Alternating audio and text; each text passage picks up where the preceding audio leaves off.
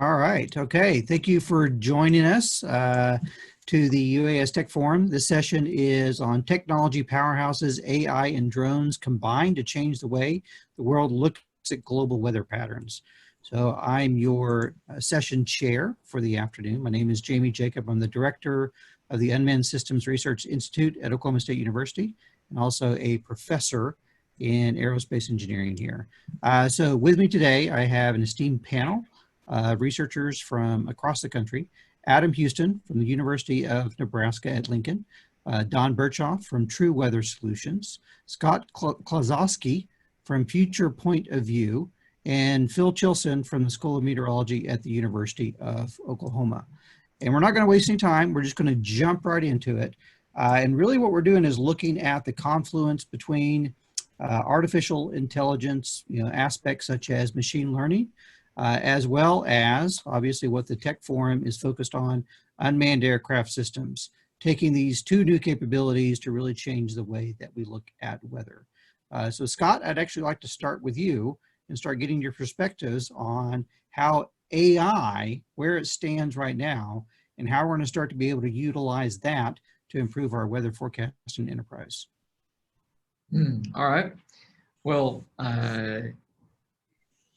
when anybody asks me to start with something around AI, it almost feels like you got to start with a definition of what is artificial intelligence. That term's been around for a long time. And honestly, I like that. I would rather name it synthetic intelligence because I hate the word artificial. When we say the words AI, what we really mean is software that has rules and algorithms built into it that can make decisions like a human would make. That's the way I think about AI. And there's all levels of AI, very sophisticated AIs, very complicated AIs, very simple AIs. At the end of the day, it's just about a piece of software being able to make decisions or understand something like a human being might understand it. And then today, more and more, you mentioned machine learning. With machine learning and deep learning, that the AI has an ability to grow more and more intelligent. With deep learning, grow more and more intelligent on its own without a human even having to teach it. And so, AI is progressing extremely quickly. So in the world of technology, you can kind of chart a path on how fast the innovation is going with any technology.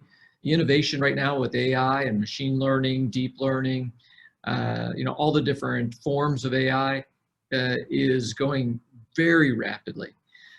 So as it impacts weather in general, or the ability to consolidate data off of a device, like a drone or any smart device, what's happening more and more is we have an ability to absorb huge amounts of information from devices like a drone or any smart device.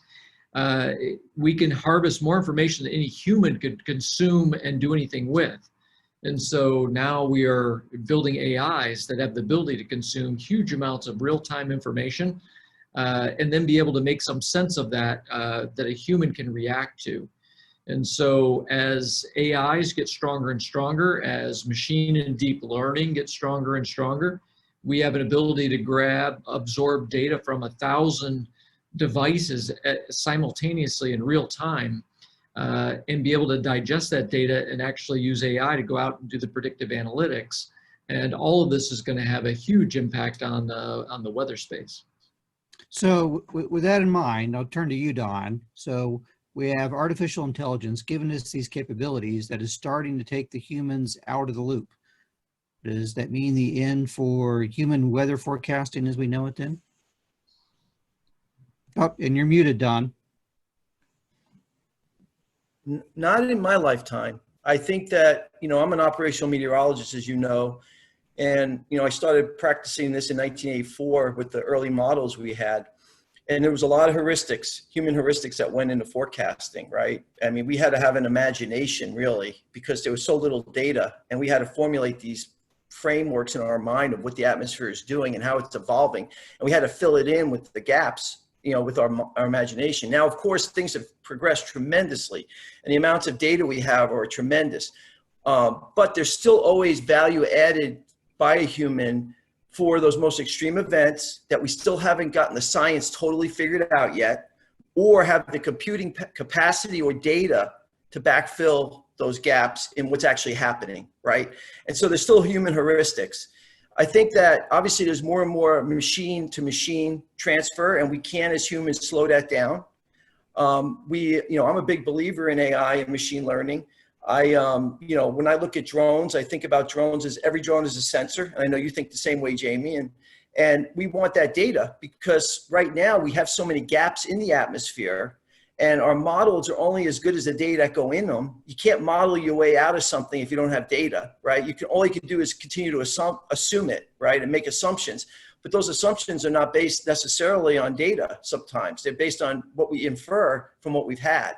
So we need to get that machine learning into taking our current models, backfilling good data in that, building up a historical training set, using the real-time data off of drones and have a continuous learning going on there. In the meantime, there'll still be a need for a forecaster because models are not perfect, as you know, and they're all tuned for certain things. And there's just times when a human has seen enough and knows enough, and they'll start honing on where the problems are. The human will hone where the models are weak. They won't hone on where they're strong.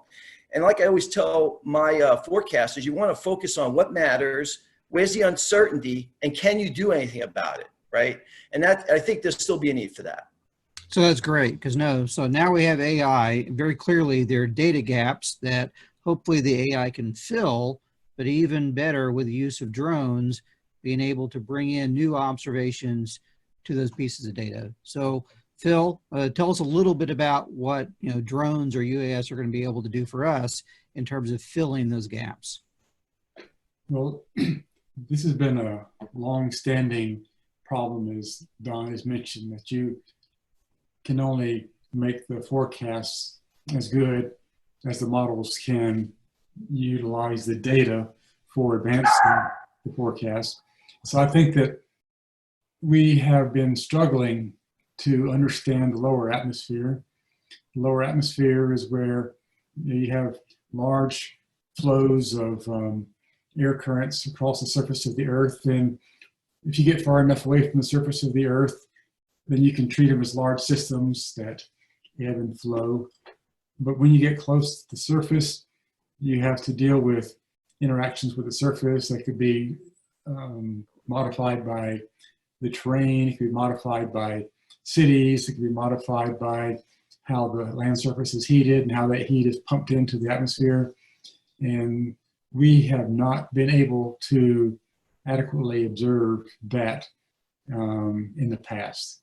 And I'm not even suggesting that with our current technology, we can adequately observe it now, but I think that with the advent of the drones, the unmanned aircraft systems, that we have a path, a very promising path forward. And I think the challenge is going to be, how can we make the most use of that data collection in this region of the atmosphere, which is so critical for understanding how the atmosphere is going to take the energy input and evolve over time, and make the most of our measurement opportunities, understanding that we are still having limited resources. And I think that the advent of making more measurements in lower atmosphere, coupling that with our networks of observations that we already have in place, how can we stitch together these observations, which come at different spatial and temporal scales, get those into the models in a meaningful way. In a lot of ways, the models have been optimized such that they are assuming that the data that we're going to be providing are not available. So now we have to kind of rethink how we're going to configure these so-called parameterization schemes, which allow this information to go into the models.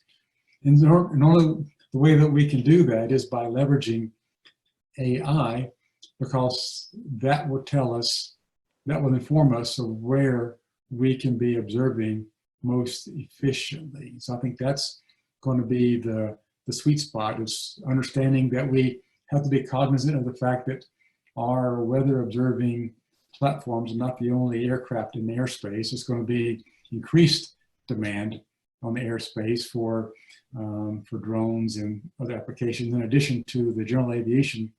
So we are going to have to be cognizant of that while we are trying to optimize how we can make the measurements and even how we can leverage all the other drones that are in the airspace to make measurements from those. So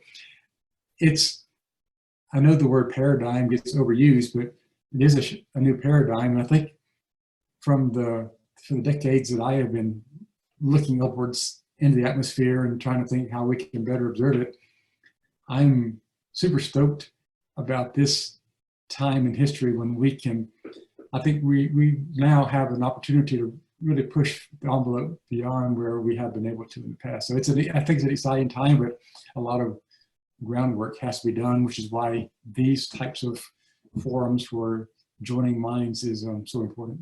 It's always good to see an atmospheric scientist or meteorologist, excited outside of the tornado forecast. So, and that's where I turn to you, Adam. So Phil says paradigm shift in how we're thinking about these new observations. Is that overselling it? No, I don't think so. I think one of the paradigm shifts that we are kind of in the middle of is how we understand the phenomena that we're trying to forecast. And that's one of those pillars for forecasting that's so critical. The heuristics are key for manual forecasting, but to develop those heuristics, you have to have an understanding of the phenomena that you're forecasting. You have to have the data as well. But I mean, as was noted, I mean, heuristics are filling in a gap.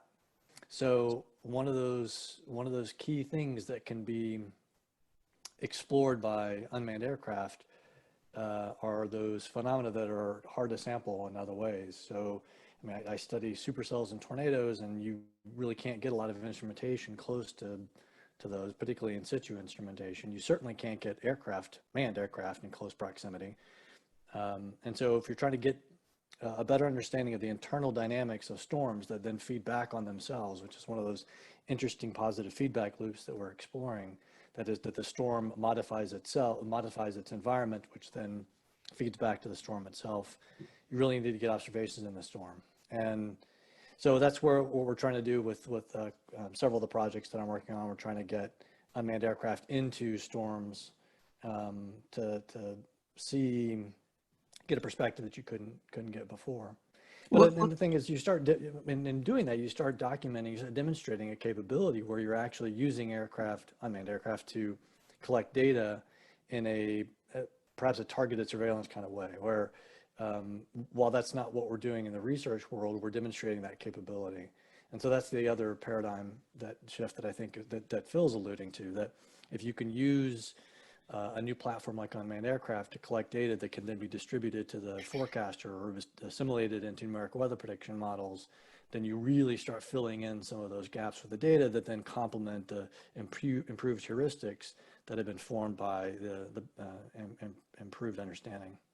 Well, you mentioned using this in severe storms now. I mean, let's use this as an opportunity for you to talk a little bit about Taurus and what its goals are. Is it really just about getting better data so you can do improved modeling to enhance your understanding of the physics, or is that going to eventually tie into better forecasts? Perhaps using that in real time.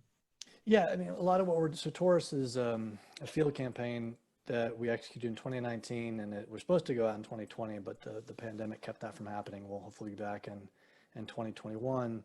And it's funded by National Science Foundation and National Oceanic and Atmospheric Administration. And both of these agencies are intending to support fundamental research. And so we're trying to improve our understanding of supercells, and particularly those supercells that go on to produce tornadoes. And so that is a really important part of the forecasting process, is understanding the phenomena that you're intending to forecast. And so while a lot of this discussion should be directed towards how unmanned aircraft can be used in an operational setting, one of the kind of indirect means that an unmanned aircraft can contribute is by improving our knowledge base. And if we improve the knowledge base, we improve our understanding of the phenomena we're forecasting, we improve those heuristics, and then it complements, again, those data that could be collected by unmanned aircraft in a targeted surveillance manner. So, I mean, these projects like like tourists don't just use unmanned aircraft, and we're using mobile radars, we're using surface observations. You know, it's as NSF does its, you know, it tends to support multiple platforms to you know, hit a phenomena from multiple angles. All right, that's really interesting. When we before we transition to another panelist, for those on the webinar, if you have questions, you know, please put them in the chat window, and we'll make sure we get to them before the end of the question and answer session. So with this in mind now, and you know, being able to take drones that now are coupled with some type of eventual artificial intelligence capability, which provides you a leverage of autonomy. So maybe these systems are now out flying on their own without necessarily having a human in the loop. Scott, let's talk a little bit about the ethics of that situation. I mean, what are the concerns there in terms of having not only the predictive capabilities and the measurement systems, but you know, now say autonomous drones going out and taking these observations? Well, it's a topic I'm really interested in, AI ethics, and how do we create enlightened systems? So, you know, we talk a lot about the hierarchy of AI, where there are smart systems, and let's say a smart system can make a few decisions on its own. There's intelligent systems, and that's a higher level, and it can make many decisions on its own that are more complex. And then maybe at another level, there's enlightened systems. So there's highly intelligent systems that also have ethics built in. And so it's kind of a hierarchy that we think about. You know, AI ethics has become a huge issue for two reasons. One, because of AI bias and the fact that we're learning that there are a lot of AIs, facial recognition, you know, dating applications, lending applications, that have bias inside of the AI, and it's either because it was programmed by a human and the human's bias got into it, you know, or it's a self-learning, it's a self-learning system, and so it's created a bias because of bad data that was given to it, possibly. So, you know, there's a lot going on right now with ethics in AI. Autonomous anything, I don't care if it's autonomous vehicles, autonomous trucks, ships, drones, weapons. Anytime you make a device autonomous, then you potentially start running into danger about the decisions that it would make. And so that's where the ethics come in of how do you teach a machine to do no harm? Like, no matter what you've learned, do no harm. And it's, you know, it's an interesting thing to think back to, like Isaac Asimov's robot rules. You know, his 3 rules about do no harm, and you know, I think one thing that we're going to have to be really careful of is can we make a drone that can make decisions on its own, where it goes and what it does? Yes, we can. When we take the human out of it completely, then there's going to be situations that arise where you sure hope that drone's going to make good decisions. For instance, if a drone has to crash land and it has to make its own decision on where it's going to crash land, how is it going to make that decision? You know, is it going to make a decision on what's the least most populated place that I can crash? You know, so I think there's going to be years of discussions around when we make things autonomous, what are the ethical decisions that have to go along with that responsibility? Well, can you expand on that some more? I mean, if we think about, you know, the weather forecasting system, it seems, you know, fairly benign. And if you throw an autonomous system in there, I mean, what harm could it really do? Well, I mean, an autonomous device, especially the larger it is, the more danger it can cause, right? I mean, it could fly into places where it shouldn't be. It could collide with things you wouldn't want it to collide with. You know, you know, what is the potential impact if it were to get in the path of an airplane or hurt an animal that is in the air? I mean, you have a lot of those kinds of things. You know, will it be smart enough not to fly into high wires? You know, will it be smart enough not to, in chasing a storm, fly into a windmill? You know, there's always a lot more to think about. I think we learned that lesson a little bit when we decided we wanted to build autonomous vehicles. And you said, you know what, it can't be that hard to build an autonomous vehicle. And then you spend years figuring out that there's so many different situations that come up when you're driving. And it isn't like humans do a fantastic job of making the decisions either, you know, when they're controlling a vehicle. But to build an AI that can autonomously drive with all the complexity of the roads and everything that could possibly happen. Maybe there's a little less complexity in the air, but there are still hundreds of situations that if you say to an autonomous drone, hey, chase a storm, chase a hurricane, chase a tornado, and gather this data, make sure you position yourself here, you're also going to have to give it 200 other rules about things not to do while it's trying to do that primary mission. And I think what we're trying to avoid in humanity is learning too many painful lessons, because we create an autonomous thing and then put it out in the world. And then we go, oh, I never thought that would happen. But the problem is when that happens, somebody dies, right? Or some major infrastructure gets screwed up, right? And you know, that's a lot of what we're trying to figure out. Is it sounds simple of put an autonomous vehicle in the sky, just like it sounds simple to say, well, can't we have autonomous ships? And the ship goes from China to LA, and it doesn't really need human beings to guide the ships. You know, it sounds really simple. And what we're learning is, nope, there's 50 things that could happen on the ocean that could cause a serious problem with an autonomous ship, and it's got to be able to avoid those problems. All right, so you made it sound really complicated now. So AI isn't going to be here tomorrow to be able to solve our weather forecasting needs. But Don, how do we get there? I mean, luckily, I know that pretty much all meteorologists agree on everything, so there isn't going to be any, you know, confusion or consternation as we move forward about what we need to measure and how we go through the process of measuring that. And make sure you turn your mic off or back on. My puppy's been sleeping all day, and then he decided to bark the one time. So that's okay. Adam has a cat problem going on as well. So I just want to make a comment though on you know, AI and integrity. You know, as you guys know, I'm retired Air Force, and I worry about security and reliability. Weather could be turned into a weapon, because if you spoof the data, if the data becomes machine to machine, it becomes very, you know, flight operations become very dependent on it. You have aircraft separation decisions that are being made, deconfliction decisions being made. There's a lot you could do to muck up the system with weather, because you could just throw everybody's flight plan into a disarray. I think it's really important to understand security is going to be really important around this whole thing. And I think about security because I'm an operator, right? And I'm running an operational business, and I got to worry about security and reliability, right? So I think that's I think that's just something to make sure that we're thinking about. In terms of how we get to AI and the types of data, I think most meteorologists and most atmospheric scientists agree that we have gaps in our value chain today that we can fill with AI and machine learning.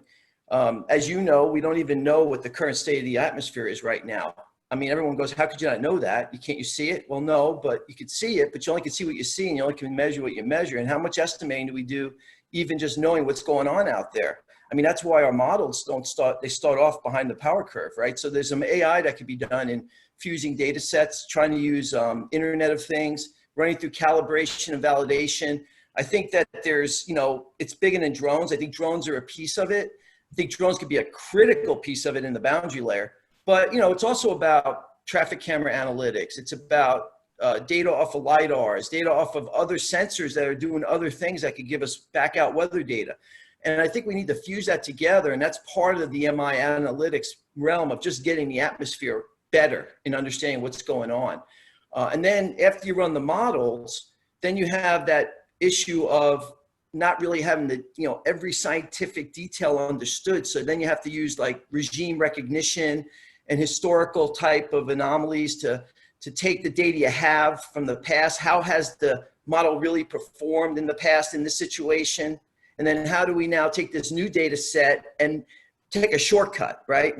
We haven't yet figured out how to assimilate it and get the best science out of it, but we know that, hey, when this happens, this is going to happen. And then that data can help us at least do that pattern recognition, right? And help fill those gaps after the modeling is done. And then finally, in the machine-to-machine part and the business analytics part, right? How do we understand how drones behave in certain weather conditions? How much battery power they're going to have? What kind of distance they're going to fly? What kind of payloads they're going to carry? What kind of winds impact that? And then, melding those together and doing machine learning about how that drone is going to behave in certain weather conditions. Things that you won't know necessarily. I mean, you do testing, and we get type certification on our drones, but it's testing, right? It's not tested in every environment. It hasn't gone through probably freezing fog in Alaska when it's minus 32 degrees, right? It hasn't gone through a marine layer off of, in and out of mountains in the San Francisco area. So this is the continued learning about how that platform is behaving in certain conditions, and we can refine and hone those systems on board these systems, on the drones, to better deal with the weather data. So I think, to me, those are the three areas that, I'm focusing on as an operator, and how do we fill those gaps to get to a place where you can, have more safety, right? You can reduce the uncertainty, because uncertainty is what drives cost, right, to these drone operators. If you don't know what's going on, you have to be more conservative, right? You can't, well, it could be a wind shear at 30 knots at 200 feet. Not really sure. I'm going to go find out. Well, that's not really a good idea, right? So knowing that wind's at 30 knots at 200 meters is going to reduce your uncertainty. It's going to get more flight time, because now you don't have to be grounded as much to avoid what you don't know is out there, the fear. And that, I've learned in my days, that's about a 40% cost to drones. It's just whether you could fly in, that you don't fly in, because nobody knows if it's out there or not. And those are the things I see AI and all these things helping us to make the drone industry scale better, faster, better margins when weather's a factor, and more confidence and customer satisfaction, because people are going to get their stuff if they're looking for that, right? The Amazons have a contract. We're going to be able to get more predictability in the system if we can reduce that uncertainty. Yeah, and I think following up on that, Don, just to make it clear, as we're moving down this path, it's not just about drones for drone-based weather, but it's all of aviation weather. So how is this going to be used in order to provide better forecasting for whenever we do have the ability to get back in the air again, if we want to fly, to the Caribbean? Yeah, no, it's I'm an aviation guy, and I could tell you, helicopters, we don't have good, we have really good weather for manned aviation because they land in instrumented areas. We've put microburst detection systems in every airport. They get up above the weather in a cylinder, and then they fly, and then they come down. Helicopters have been underserved by the weather industry for years, right? They land in places where there's no instruments. Look what happened, to Kobe, right? And the thing is that we've been dealing with that risk for a long time, and we haven't, in the weather business, there hasn't been a business model for us to justify spending a lot of money to solve that problem. And I think part of it is because there's been a pilot on board that is supposed to get us out of trouble, right? Get the weather guys out of trouble. And now with autonomous drones, there's no pilot on board. There's no heuristics of the pilot to get you out of trouble. So that means we've got to be that much finer now in our abilities, because we can't depend on a human getting themselves out of trouble if that drone gets into trouble. Well, so then that starts to beg the question again, how much data do we actually need? So, let's go to the observational meteorologist. So Phil, give me an example of some applications where we're actually going to be able to use this, hopefully in the near future, to help to improve our forecasting capabilities. Yeah, I was really enjoying listening to Scott and Don's statements about both the complexity and variability and all the moving parts and the ethics issues. I think these are all highly relevant for how we look forward to this. And I would say that part of the complexity of the problem is also part of what excites me, because it's a big challenge, and there's a lot of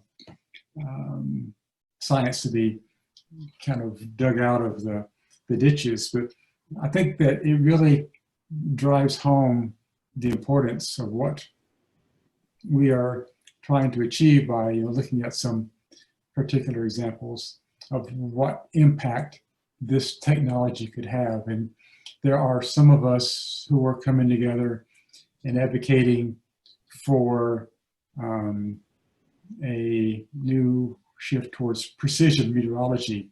And that doesn't mean that meteorology right now is not precise. It's actually quite a amazing state-of-the-art technology. But if we want to get this more down to the level of personal interactions with the weather, get down to spatial scales of a mile and maybe temporal scales of an hour, that's a huge challenge. But there's no reason why we shouldn't be tuning our minds towards addressing that problem.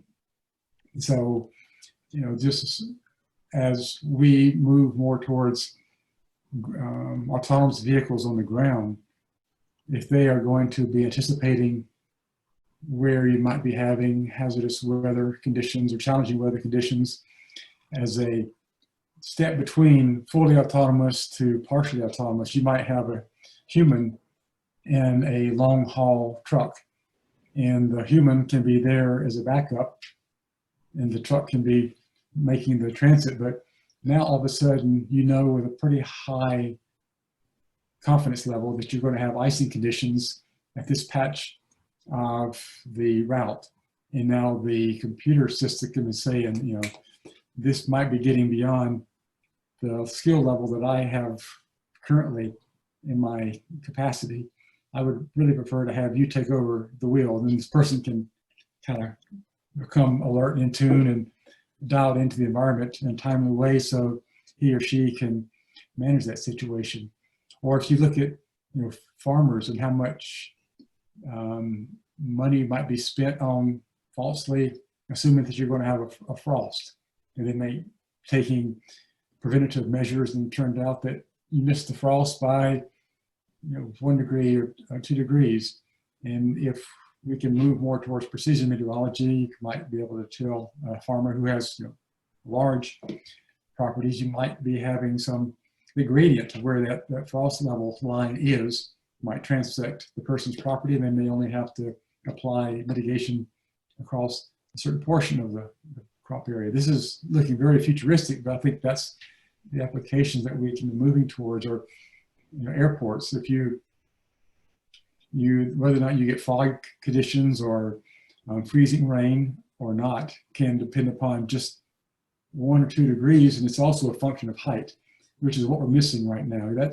That temperature profile, what the temperature is a function of height, is critical for knowing for winter weather forecasts. Are you going to get freezing rain? Are you going to get snow? Are you going to get sleet? And of course, that has big impacts on automotive transportation industry, also the aviation industry. So the kind of advancements that I think that we can finally make with this technology that we're advocating for can move us in that direction. And it's going to mean that people will be interacting with weather in a different way than they have been accustomed to in the past. The people like to poke fun at meteorologists for getting paid for being right half the time, but obviously it goes well beyond that. But as people really start moving towards relying on drones for infrastructure inspection or package delivery or first response to emergencies, or looking for people lost in the wilderness, or assessing fire situations, then getting that precision meteorology is going to be really critical. And for that to happen, you really need to have better measurements in the lower atmosphere, which is why I'm, I think, so excited about this time, that this technology that we have at our fingertips that can provide those data. Are the drones going to be the only method that we can rely on in the future? I don't know. I can say that it is going to be a network of networks. It's going to be a system of systems. We have to, bring in every piece of information that we can. But for getting measurements of the first mile or two of the atmosphere, of all the different standard meteorological sampling strategies that we have, they are either not sampling spatially or temporally well enough, or the ones that could potentially do it are prohibitively expensive, and that's just not a tenable solution. So the idea of getting more measurements in the lower atmosphere, be it through custom designed weather UAS or by putting sensors on platforms of opportunity that are anyway out, making transects, is, I think it's really going to change how we work with the weather and how we interact with it.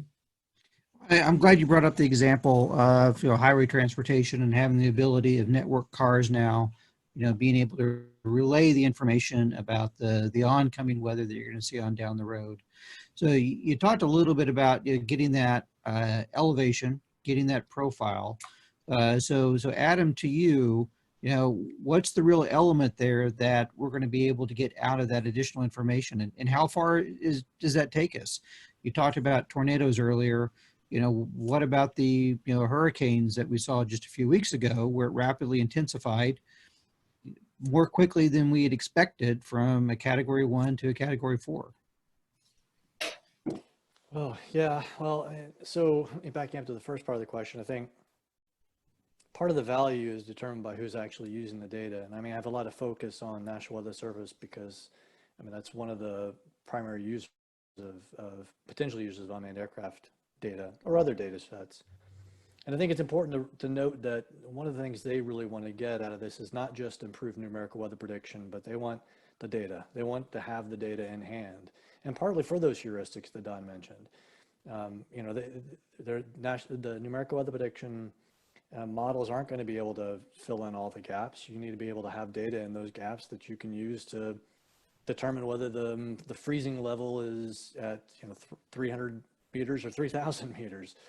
And so I think it's going to be important to have those data that are distributed directly to forecasters, at least as far as the NOAA National Weather Service forecasters are concerned.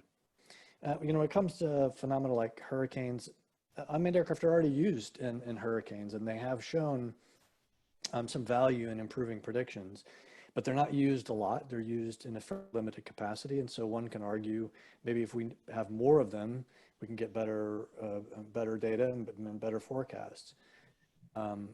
Those decisions have to be made based on an impact versus economical impacts. How expensive is it to blanket a hurricane with drones, and what is the actual impact of those data? And those are tough questions to answer. And it starts by demonstrating value. And if we can demonstrate in a either theoretical or practical sense the value of unmanned aircraft or any new data set, then I think we can start to have that discussion. And one of these efforts that Phil was alluding to is trying to bring together those who are creating the systems, the forecasters, and the meteorologists, and determining how good we can get in terms of precision meteorology, and what value to the actual forecasters do these new data provide. All right, that's awesome. Thank you. So as we start to wind down in our session, I want to kind of open up the floor so you have the opportunity to talk about really what's next. Where are we going as a community, both with AI research as well as meteorological observations, and then obviously marrying those things together with better data from more advanced autonomous drones that are going to be able to put these into machine learning algorithms to improve our forecast.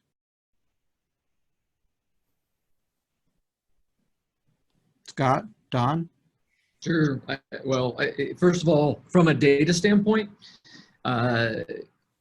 we're in an era where we are creating more and more data scientists. The data scientists are getting more and more clever about how to activate data. At the same time, we have systems that are harvesting huge amounts of data that we've never been able to harvest before. Drones are an example, but sensors are an example. Weather stations are an example. I mean, smart devices are a sample. We've got, millions, soon to be billions of devices out there that we can pull data from. Now it's just a matter of building algorithms and AIs that can consume all of that data and then help to make predictions or help to take decisions. I often think about it as, to me, there's this flow of raw data that is massive now coming in. We cannot harness it very well as human beings yet because we can't absorb all that information and make the decisions as fast as we need to. But AIs can. They can absorb huge amounts of information and either do real-time predictive analytics for us for weather, or they can spawn workflows, right? So they can be constantly looking out for things that are dangerous and then doing alerts or spawning any kind of workflow that can possibly happen. And so, I'm very excited about the toolbox that we have right now. It's just early days as far as being able to really use the toolbox. For instance, we keep talking about machine learning. We haven't talked about deep learning, right? I mean, machine learning and deep learning are very different. I mean, deep learning, a machine is able to take a set of data and create its own rules. It teaches itself. That's a little bit different than machine learning and how that's done. So if we just set aside machine or deep learning and we just talk about self-learning, you have a self-learning AI. Just that capability that an AI can study data coming in and then watch the outcome of weather and study that every day, every moment, and continue to improve its algorithms and its predictive capabilities. It's amazing. It's amazing that we're going to be able to do that.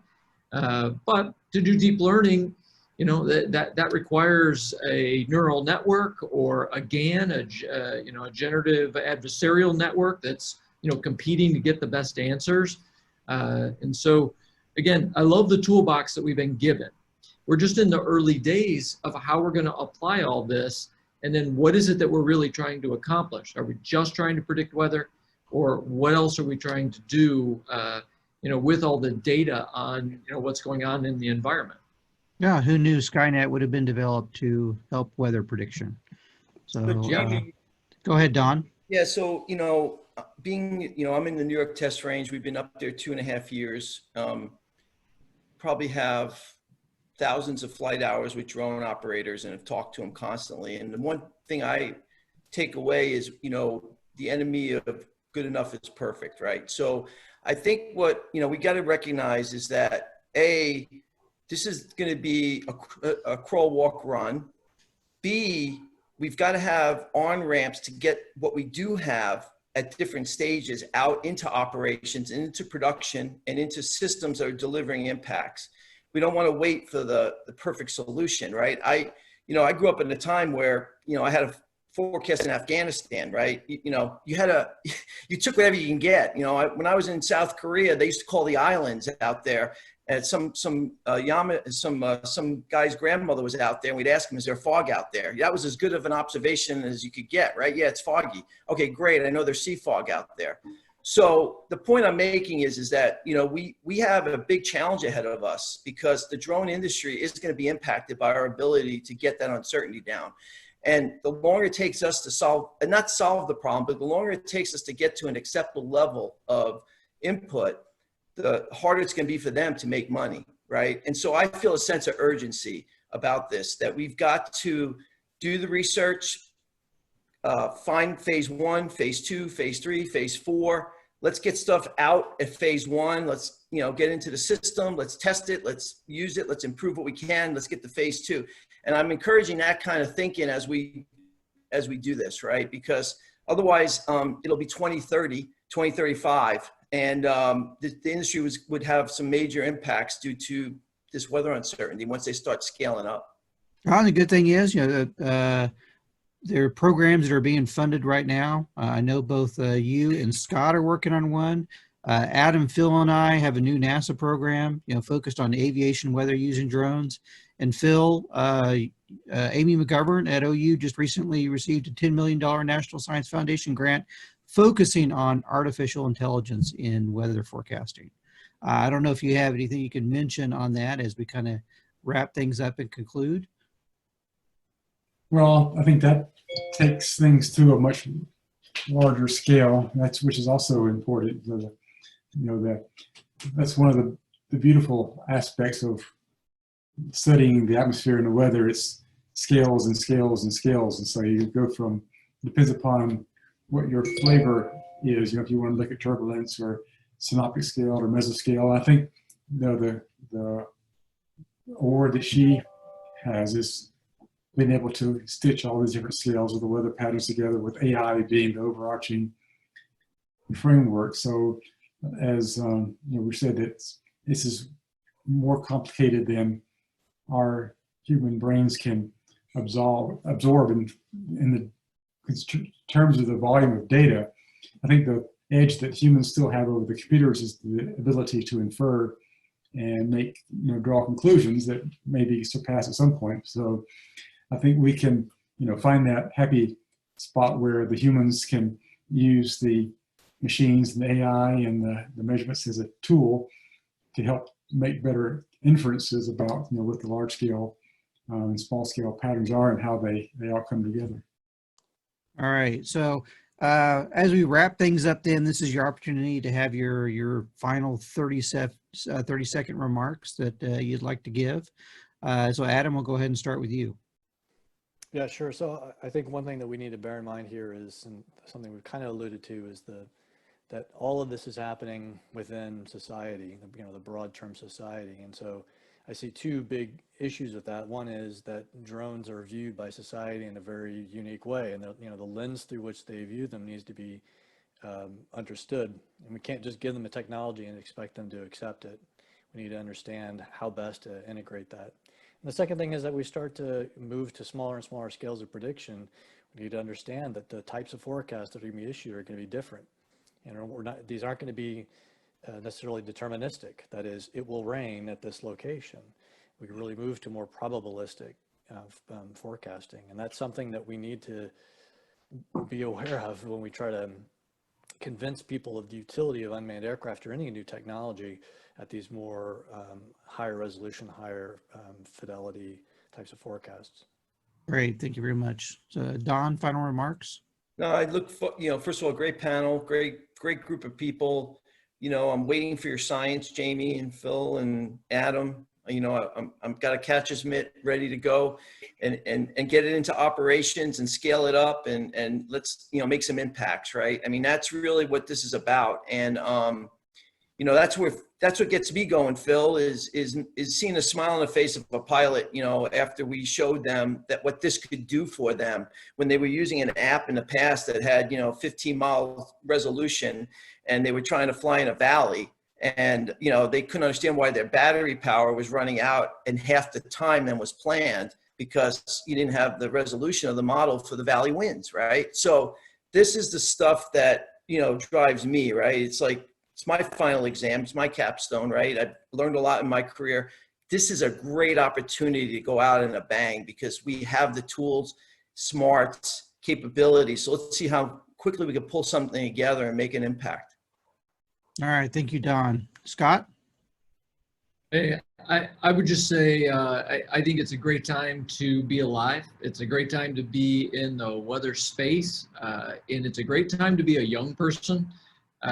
Because I noticed, like David said, you've got AI backgrounds. Man, I wish I was back 25 years old and I could be a Python programmer and I could start from where we are today and spend my next, 20 years of my career trying to put together drones and AI and data to be able to do the wonderful things we're going to do. So that's the only thing I would say is, man, it's just a fantastic time to be working in the weather space with all the tools that we have. But man, what we're going to be able to do the next 20 years is going to be fantastic.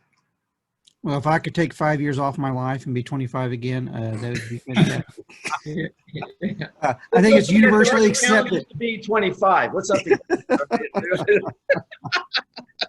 Well, Scott, Phil, Adam, Don, thank you for your time. That was a fantastic panel. Again, I agree. It's a really exciting time. There are a couple of great breakout sessions coming up at the hour. Better, stronger, faster, how manufacturers are stepping up to meet the needs of the U.S. industry, and CSI Drone Edition. And so that gives me my opportunity to do my David Caruso impression. So thank you all for your time. Have a great day. Thank you.